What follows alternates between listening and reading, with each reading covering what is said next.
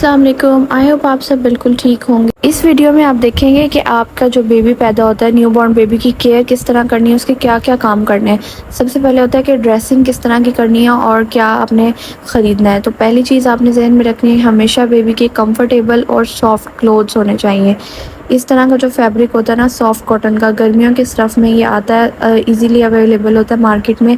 इस तरह के आपने कपड़े लेने हैं और मुख्तलिफ़ टाइप के रोम्पर्स वगैरह होते हैं वो, और एसी ब्लैंकेट आप ले सकते हैं अगर आप एसी वगैरह यूज़ करते हैं।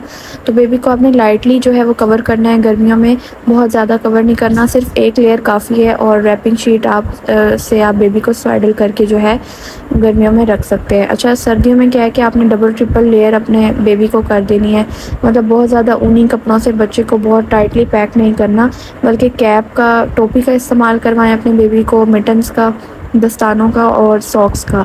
इसके अलावा अपने कपड़ों की जो लेयर है वो बेबी की डबल ट्रिपल कर देनी है, और ऊनी जो कपड़े हैं वो कम से कम पहनाएं तो ज़्यादा बेहतर है। लेयर करके आप अगर बेबी को रखेंगे ना, वो ज़्यादा इफ़ेक्टिव है, और उससे बेबी को ठंड भी नहीं लगेगी और बच्चा जो है सफोकेशन का भी शिकार नहीं होगा। तो ये चीज़ें आपने जहन में रखनी है।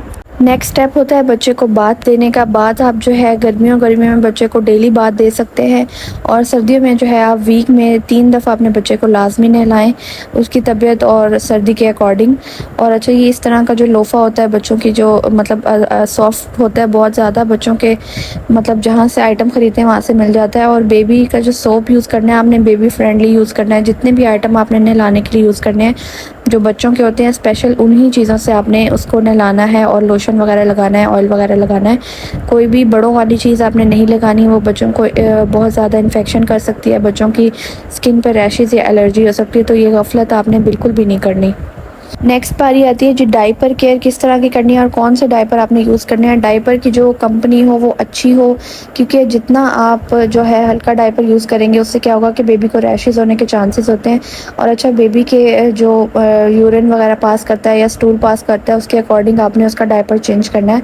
जब भी बेबी बहुत ज़्यादा वेट हो जाता है या उसकी जो पॉटी है बहुत बहुत देर तक साफ़ नहीं होती या चेंज नहीं करते, तो उससे क्या होता है कि रैशेज़ का ख़तरा होता है। तो आपने जब भी बच्चा गीला हो तो आपने फ़ौरन उसको चेंज कर देना है। अच्छा जी, आपने वेट वाइप्स और जो क्रीम होती है वो भी आपने ले लेनी है, रैशेस क्रीम जो होती है, और जिंक ऑक्साइड की कोई भी क्रीम आप ले सकते हैं, सूडो क्रीम भी ले सकते हैं। नेक्स्ट जी बारी आती है फीडिंग की। तो बच्चे को कब कब आपने फ़ीड कराना है। तो न्यू बॉर्न बेबी का ये होता है कि ऑन डिमांड आपने उसको फ़ीड कराना है। ये नहीं कि बच्चा अगर 2 घंटे से पहले उसको भूख लग गई है तो आपने उसको बिल्कुल भी दूध नहीं देना। जब भी बच्चा रोए या उसको आपको लगे कि उसको भूख लगी है तो आपने उसको फ़ीड कराना है। हाँ, ओवर फीड कभी भी अपने बेबी को नहीं करवाना।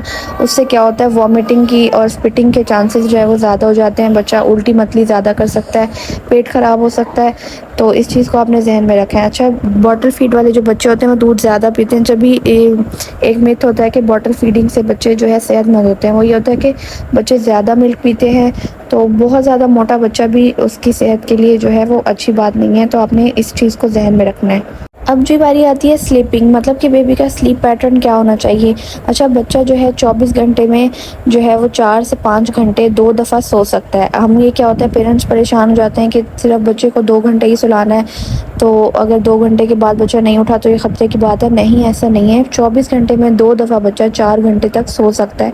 उसके अलावा 2-2 घंटे या घंटे बाद उठ सकता है, आधे घंटे बाद, जैसे उसको भूख लगे या उसका डायपर वेट है, तो ये ख्याल रखना है। अच्छा, सुलाना आपने किस तरह है, अगर बच्चे को उल्टी मतली की शिकायत है तो थोड़े से पिलो पे आपने ऊपर करके सुलाना है।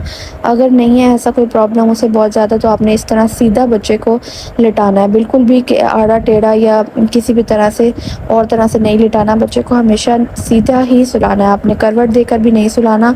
उससे क्या होगा कि बच्चे को जो है प्रॉब्लम हो सकती है, क्योंकि अभी बच्चे के मसल्स जो हैं वो इतने स्ट्रॉन्ग नहीं हैं। नेक्स्ट इंपॉर्टेंट चीज़ है वैक्सीन, जो कि करवाना बहुत ज़रूरी है। पैदाइश के फ़ौरन बाद बच्चे की वैक्सीनेशंस होती हैं, वो आपने इंजेक्शन लगवाने हैं लाजमी फ़ौरन। और इस तरह का एक कार्ड मिलता है हुकूमत की तरफ से, वैक्सीन्स जो हैं वो फ्री होती हैं, किसी भी हॉस्पिटल में आप जाके लगवा सकते हैं।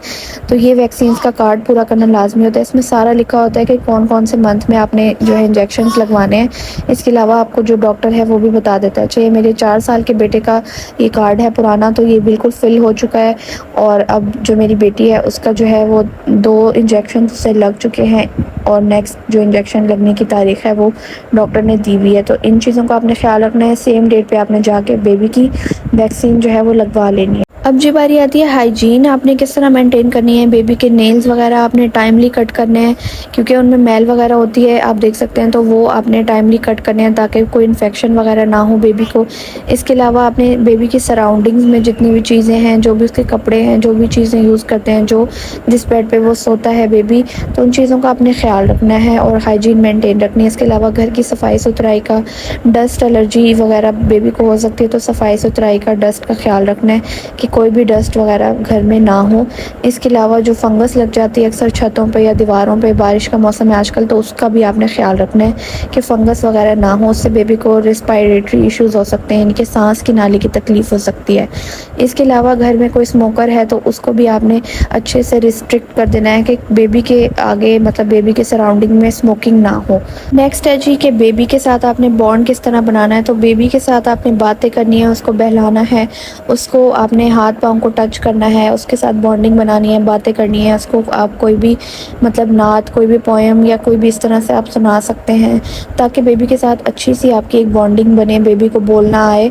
तो स्टार्ट से ही, न्यू बॉर्न बेबी से ही आपने ये चीज़ें स्टार्ट कर देनी है ताकि अच्छा सा एक बॉन्ड आपका और आपके बेबी का बन जाए। अब जी जो केयर ऑफ़ कॉर्ड है, यानी कि बच्चे की जो वो होती है, कॉर्ड होती है, अम्बिलिकल कॉर्ड होती है, उसकी आपने किस तरह हाइजीन मेंटेन करनी है। अच्छा, सबसे पहले तो उस पर कोई चीज़ नहीं लगानी और जब भी बच्चे को बात देना है, नहलाना है, तो कॉर्ड को आपने इस तरह से गीले कपड़े से, हल्के गीले कपड़े से आपने साफ़ कर लेना है और उसको बाद में खुश्क कर लेना है। इस जगह को आपने बिल्कुल भी गीला नहीं रखना, इस पर कोई ऐसे ट्यूब, घी या तेल वगैरह नहीं लगाना और इसको आपने खुश्क रखना है। जितना आप इसको खुश्क रखेंगे उतनी ही जल्दी ये उतर जाएगी। 3 से 4 दिन में या ज़्यादा से ज़्यादा 1 हफ़्ते में जो है कॉर्ड जो है बिल्कुल सूख के गिर जाएगी खुद ब खुद। इस पर आपने बिल्कुल कुछ भी नहीं लगाना।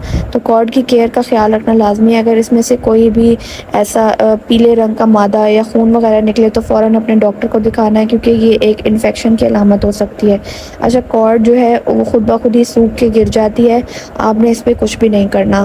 तो ये जी कॉर्ड के लिए एक चार्ट मैंने बना दिया है। इस तरह से ये कॉर्ड खुद ब खुद जो है वो गिर जाएगी। जॉन्डिस यानी कि बच्चों में पीलिया होना, तो न्यू बॉर्न बेबी में 90% चांस होता है कि बच्चों को पीलिया हो सकता है। इस तरह से उनकी आंखें जो हैं वो पीली हो जाएंगी, ये पहली अलामत है। उसके अलावा आंखों से फैलते फैलते पूरी बॉडी में, फेस पे, हत्ता के पाँव तक ये जो है पीलापन पहुंच जाता है।